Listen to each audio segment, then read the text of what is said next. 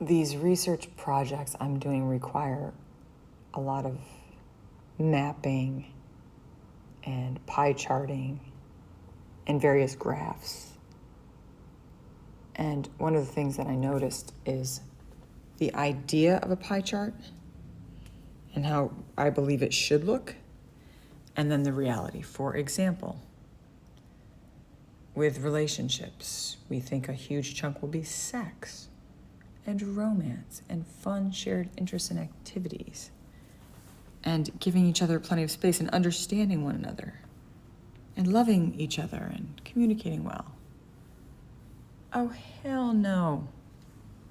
Most relationships end up being about will or willfulness, choices, learning how to communicate, whether it's failed communications or just making compromises, meeting halfway, offering respect to yourself and other, taking time for yourself to build upon being the most you can be so that you can be the best partner also. Maybe there will be some shared interests and activities and some friendship as well. But intimacy, whether in friendship or relationship, is very challenging. We are exposing ourselves. We are exposing all the bits, not just the pretty bits, not things that we can have control over or curate, like a carefully curated little Zoom box. Look, I'm perfectly in control for 50 minutes out of the day. Isn't that wonderful? Look at me. It ends up being more like half of the pie chart is angst. Another 3/4 of what's left in the pie chart is going to be procrastination and negative talk or stinking thinking. And you'll have like trolling people or trolling yourself or contemplating your own demise, from suicide all the way up to, just self-sabotage. Kind of like Hamlet, right? Playing mad is got a bigger chunk than actual revenge. Humiliating Ophelia and finding excuses for not killing Claudius are probably bigger chunks than the actual work. We know that our pie chart of the day is probably wasted a lot on looking at our electronic devices. Why am I always so anxious when I don't have my electronic device charged or with me? Because so many people expect this real-time immediacy with that. I've texted people these long, drawn-out sentences because I have to use voice to text. My hands don't work. I can't type anymore, at least not very often. I suppose if all the stars and moons were perfectly aligned and the medicine crossed its blood-brain barrier at just the right time, I might be able to type or text. But it's more likely that 99% of the time I'll be using voice to text. Excuse me. And that's probably why I have so many miscommunications by text. But my besties know this. My good friends, my family know this, right?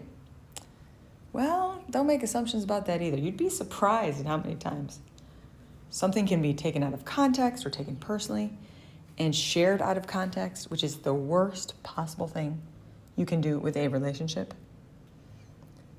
To seek validation from others who do not know the whole story, and to shed or cast someone in a poor light because you need the validation of being right. Leaving out half the story and your own doubts it's kind of cowardly. This is why I don't do it. What I do is I let people go because I don't remember to text or call back sometimes. I don't keep in touch with people very easily, and I'm not the easiest person to make plans with because of Parkinson's. It's a pain in the ass to be around Parkinson's. Are you kidding me? My poor friends, they're just like trying to invite me to a concert or a party. And I'm always like, I don't know. They're like, well, can you come or not? I don't really know. And they start wagering and putting me on the back burner because they think that I'm hedging my bets to see what's the most exciting thing for that night. The truth is, I'm not sure until I'm in the moment because I'm not sure I'll have the energy. And I don't want to waste their time or anyone else's by making them wait or making them late. Of course I want to do all the things, participate, be involved in, be invited. Of course I do. Just not an option sometimes.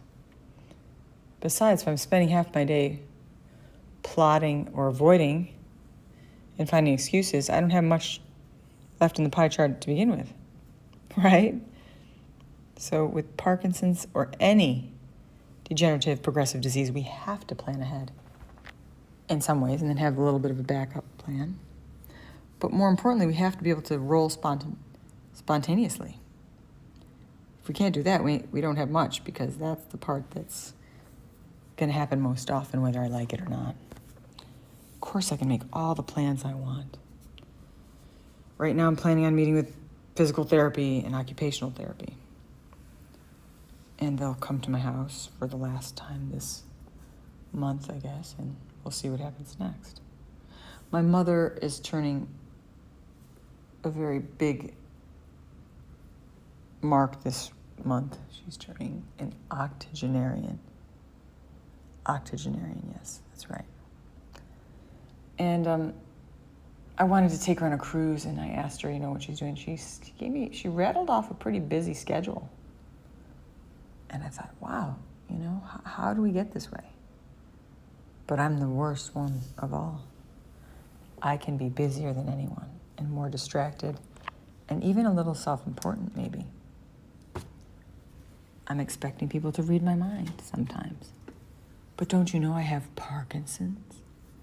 Well, who cares? A lot of people don't. It doesn't make me special, but it does create a system in which I have to warn people ahead that they may have to be flexible, that plans are apt to change. There should be a disclaimer put on all the plans. Because of course I'm sincere when I make the plans, but I might not be able to keep them. As long as people know this, we'll all get along fine. What do you do when you try to communicate, or how do you communicate this with your peers and friends and coworkers and anyone you have to work with, whether it's a parent or you're co-parenting or maybe just a buddy that you see a lot and your system is changing? They have you in their mind as being one way, as being a fixed state. What do you say to them to get them to understand that you cannot keep up like you used to? And does it matter? Or do you just let people fall away and get frustrated? I think communication's the key, but that's just my opinion. I'd love to hear. Text me or write me. Thanks. More to come.